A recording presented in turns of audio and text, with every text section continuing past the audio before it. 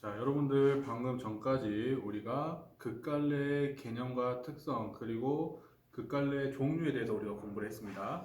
자, 그러면 이번 시간부터는 이강백의 결혼이라는 작품을 직접 우리가 작품 분석해가면서 어떻게 이 구성 요소들이 작품 속에서 드러나는지에 대해서 우리가 한번 봐보도록 할게요. 자, 우선 희곡의 구성 요소를 다시 한번 살펴보면 이 세 가지 해설, 지시문, 대사가 있었다고 했습니다. 자, 그리고 해설. 그리고 지시문은 무대 지시문과 행동 지시문으로 나뉘고 대사는 대화, 독백, 방백으로 나뉜다고 했습니다. 그럼 얘네들이 이 이강백의 결혼이라는 작품에서 어떻게 드러나는지 내용 정리하면서 우리가 한번 살펴보도록 할게요. 자, 우선 여러분들 이 강의를 계속 듣기 전에 선생님이 애니메이션도 올려놨습니다. 그래서 여러분들 페이지, 교과서 페이지 104쪽부터 115쪽까지 작품 전문을 다 한번 읽어보시고 감상해보시고 선생님이 올려드린 애니메이션으로 한번 내용을 다시 한번 정리하고 이 강의를 들으셨으면 좋겠습니다. 자, 다 듣고 오시면 이 강의를 이제 계속 들어주시면 될 것 같아요. 자, 다 들은 친구들은 같이 선생님하고 내용 정리 한번 해보도록 하겠습니다. 자, 우선 이강백 결혼에서 드러나는 인물부터 우리가 정리 한번 해볼게요. 인물. 자, 인물은 누가 나타납니까? 그렇죠. 남자가 있죠, 남자. 자, 이제 이 작품에서는 사기꾼이라고 나오죠, 사기꾼. 사기꾼인데 왜 사기꾼인지는 나오지 않았지만 남자가 있습니다, 남자. 자, 그리고 남자에게 뭘 빌려줘요? 그렇죠. 각종 물건들을 빌려주는 하인이 있어요, 하인. 하인이 나타납니다, 하인. 자, 그리고 남자와 이제 만나서 이야기를 나누는 여자가 있죠, 여자. 그래서 이 남자와 여자가 결혼을 할 것인가? 자, 그거는 이제 작품 뒤에 이제 어떻게 되는지 이제 이야기가 나오죠. 그래서 우선 인물은 이렇게 세 명이라고 우리가 볼 수 있고 이제 여자의 뭐 어머니도 이제 작품에서 직접적으로 드러나지 않지만 어머니도 계시고 하죠. 그래서 인물은 이렇게 세 명이고 그 다음에 배경은 뭐 남자의 집 정도로 남자의 집에서 이제 이야기가 전개가 됩니다. 자, 우선 사기꾼이라고 이제 소개를 하면서 이제 이 남자가 어떤 사람인지에 대해서 이제 설명이 나오죠. 104페이지 보시면 앞부분 줄거리 해서 나올 겁니다. 자, 이 부분은 어떻게 보면 해설이라고도 볼 수 있겠죠. 해설. 이 작품에서 나타나는 남자라는 인물은 등장인물은 사기꾼이고 뭐 부자로 보이도록 뭐 물건을 빌려요. 왜? 이 부자처럼 보이게 자신을 부자처럼 꾸며가지고 결혼을 하려고 합니다. 그래서 그런 내용을 이렇게 설명을 해줍니다. 해설이라고 볼 수 있고 이제 본격적으로 이제 내용이 이제 서로 남자와 여자가 대화가 이제 이어집니다. 그래서 남자는 이제 결혼을 하려고 이제 여자를 부르죠. 여자를 불러서 여자가 남자의 집에 찾아와서 이제 이야기가 전개가 됩니다. 자, 우선 첫 번째로 보시면 자, 사기꾼인 남자가 결혼하고자 이제 물건들을 빌려가지고 부자처럼 꾸몄어요. 그리고 여자를 초대합니다. 그래서 시간이 되면 이제 부자처럼 보이기 위해서 물건을 이제 빌렸는데 시간이 되면 이 하인이 물건을 하나씩 뺏어요. 뭐 비싼 시계라든지 구두라든지 뭐 넥타이라든지 이런 것들을 하나씩 뺏습니다. 그러니까 이 물건들은 남자의 소유가 아니죠. 남자의 것이 아니고 단지 빌린 것일 뿐이에요. 집도 마찬가지로 빌린 겁니다. 부자처럼 보이기 위해서 여자에게. 그리고 여자가 찾아옵니다.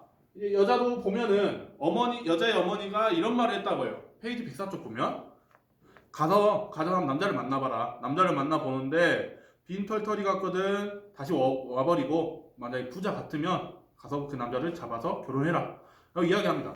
그 부분에서 보시면 이 여자의 어머니의 어떤 가치관이 나타나죠. 세속적이고 속물적인 가치관이 나타나고 있고 여자에게도 그러한 가치관이 영향을 미치고 있습니다. 여자도 그런 생각을 가지고 있어요. 세속적이고 남자가 부자였으면 좋겠다.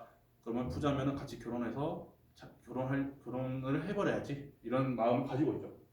여자도 그런 생각을 가지고 있다는 점. 자, 그리고 여기서 또 104쪽에서도 또 특징이 나타납니다. 이 극갈래서의 특징 바로 행동 지시문이 나타납니다. 어디 있습니까? 그렇죠. 104페이지 보시면 남자가 미소를 짓고 뭐 이런 부분들. 그 다음에 105쪽에도 나타나요. 뭐 씩씩거리면서 웃고 있다. 괄호 쳐놓고 이게 그렇게 행동 지시문을 이렇게 써놓죠. 또는 여자는 이해하지 못하겠다는 듯이 뭐 이런 예시들이 다 행동 지시문이죠. 배우가 직접 이 행동을 이제 우리 관중들에게 연기를 해야 되는 거죠. 직접 보여줘야 되기 때문에. 그래서 이런 행동 지시문도 드러납니다. 뭐 아무튼 이제 이야기를 하죠. 만나가지고 이제 부자 행세하는 남자에게 황홀해합니다. 여자가 진짜 막 차고 있는 시계라든지 넥타이나 뭐 이런 집을 봤더니 진짜 부자구나. 결혼을 한번 생각해봐야겠다 하면서 남자를 보면서 황홀해합니다. 근데 자꾸 물건을 빼앗겨요. 남자가. 왜? 빌렸거든요. 그래서 하인이 계속 남자의 물건 하나씩 뺏깁니다. 그러다가 이제 또 중요한 어떤 그게 특징이 나타나죠. 106쪽을 보시면 중간쯤에 넥타이를 뺏기죠. 하인한테. 넥타이도 빌린 거니까. 그랬더니 남자가 관객석을 투덕투덕 걸어 다니다가 넥타이를 맨 남성 관객 앞에 앉아서 그 남성에게 말을 걸면서 넥타이 좀 빌려주세요 해가지고 넥타이를 빌립니다. 관객의 넥타이를 직접 빌려요. 자, 이처럼 등장인물이 관객과 상호 소통하면서 상호 이야기를 하는 것을 뭐라고 한다 했습니까? 대사의 종류 중에서 바로 방백이라고 했죠. 바로 방백이 나타나는 겁니다. 그래서 방백을 통해서 나타날 수 있는 효과 뭐가 있습니까? 그렇죠. 관객과 직접 이야기를 하면서 무대와 객석 간의 어떤 경계를 허물면서 이 객석에 앉아있는 관중들을 극에 참여시키는 거죠. 그러면서 관객의 참여와 어떤 극에 대한 어떤 몰입을 유도하고 또는 극의 상황과 주제의식을 적극적으로 관객에게 전달할 수 있다는 특징이 있습니다. 그래서 여기서 방백의 어떤 효과가 위에서 보여지는 거죠. 자, 그래서 아무튼 다시 넥타이를 빌려서 계속 이제 부자 행세를 하는 거죠. 그래서 물건을 빌리고 계속 남자와 여자가 이야기를 하는데 여자의 별명이 덤인 거를 이제 여자가 이야기합니다. 여자의 별명이 덤이에요. 덤 뭐예요, 여러분들? 시장에서 물건을 사면 뭐 이럴 때도 있잖아요. 막 이것도 가져가세요 하면서 약간 1+1 약간 개념으로 서비스죠, 서비스. 이제 하나씩 얹어주는 거. 그런 걸 덤이라고 하잖아요. 근데 자기가 덤이래요. 왜 덤이라고 했을까요? 자, 그 이야기가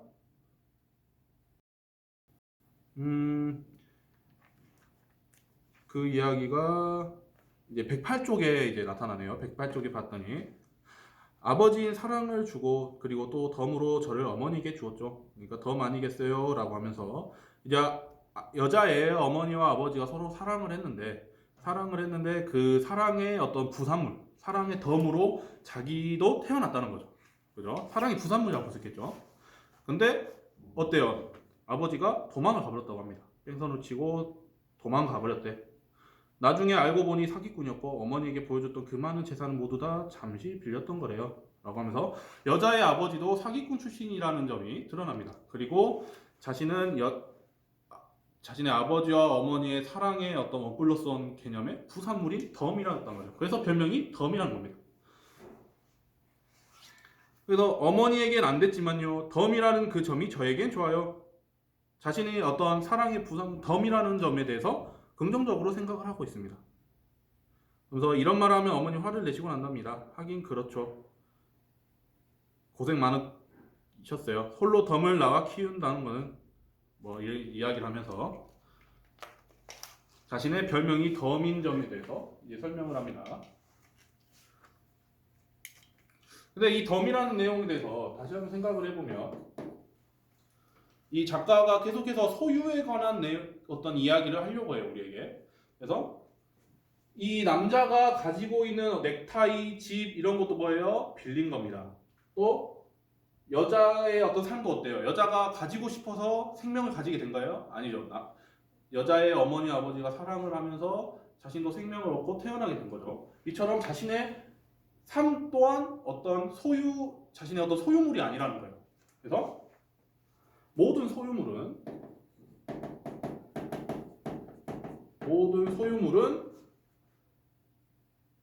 또는 나아가 우리의 삶까지도 3까지도 온전히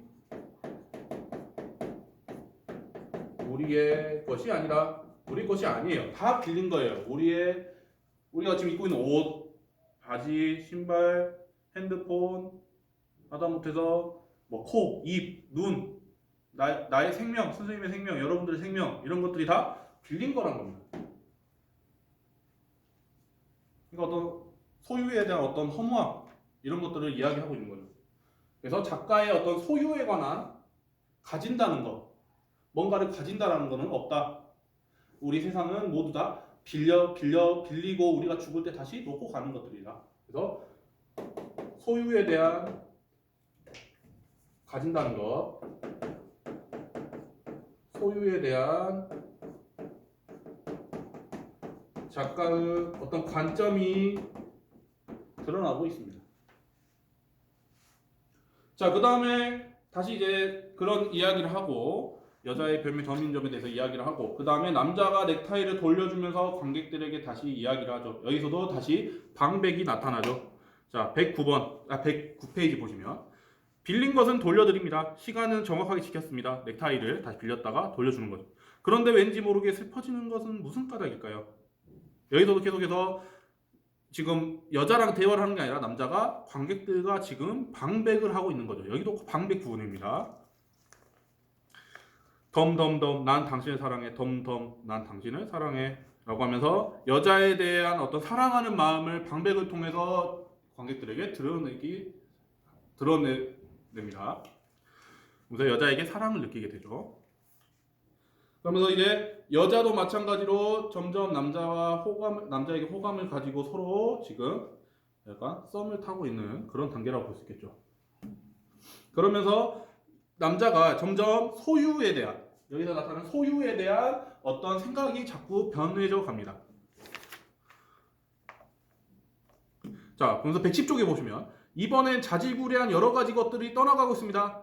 자, 처음 이 극이 시작할 때는 이 남자 어땠어요? 부자처럼 보이기 위해서 뭐 비싸 보이는 것들을 모두 빌려가지고 이제 약간 자신을 치장했었죠. 근데 지금 뭐라 그럽니까? 그런 것들을 자질구레한 여러 가지 것들이라고 하면서 소유물의 가치를 이제 생각하지 않게 돼요.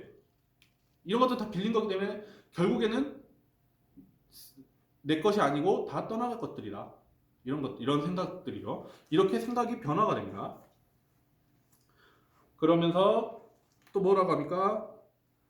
삶과 죽음에 대해서 생각을 하면서 우리가 지금 가지고 있는 생명들 이 생명 자체도 우리가 살아있는 이 삶 자체도 빌린 거다. 이 세상으로부터 빌렸다가 우리가 죽을 때는 어떻게 되는 거예요? 이 생명을 다시 되돌려 주는 거죠. 빌렸던 것들을. 자, 그러면서 남자가 결국에는 여자에게 사실 이런 것들이 다 빌린 물건들이고 나는 사실 빌턴스터리다 라는 거를 이제 이야기를 합니다. 고백하죠. 그러자 여자가 어때요? 처음에는 충격을 받죠. 왜? 엄마가 뭐라 했어요? 부자면은 결혼하고 가난하면은 빈터털리면 다시 와버려라 이렇게 말을 했죠. 여자도 그렇게 마음을 먹었고요. 근데 어때요? 지금은 이미 이 남자가 빈털털이든 부자든 약간 매력을 느끼고 호감을 가지게 돼버렸어요. 여자도 지금 남자를 사랑하는 이제 상황이 돼버린 거예요. 그렇기 때문에 결혼을 하고 싶어요. 근데 어머니가 했던 말이 계속 떠오른 거죠.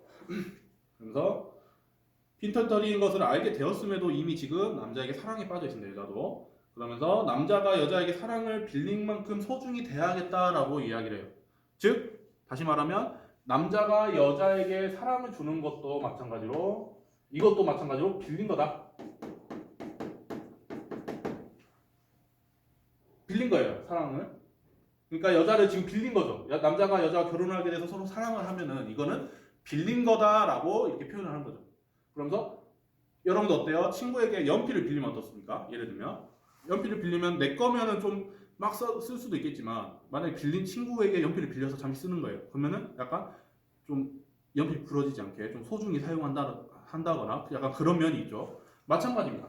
이것도 온전히 이 사랑도 내 게 아니에요. 빌린 거예요. 그렇기 때문에 이 여자에게 빌린 이 사랑을 소중히 대하겠다는 거죠.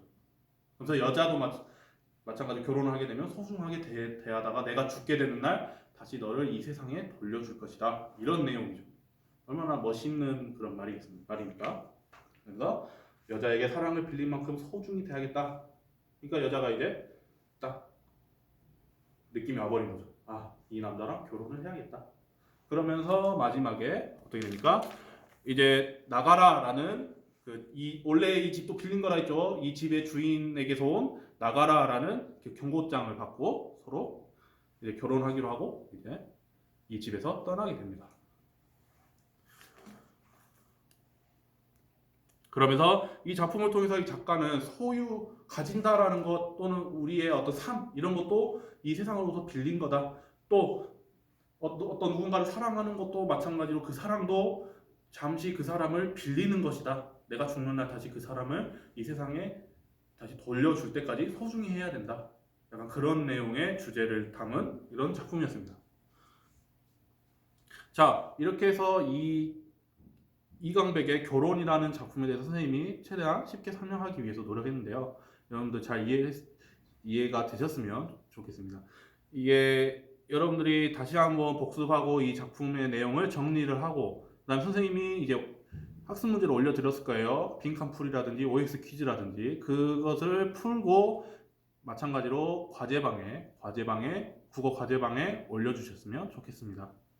이렇게 해서 우선 이번 시간은 여기까지 하고 마치도록 하겠습니다. 감사합니다.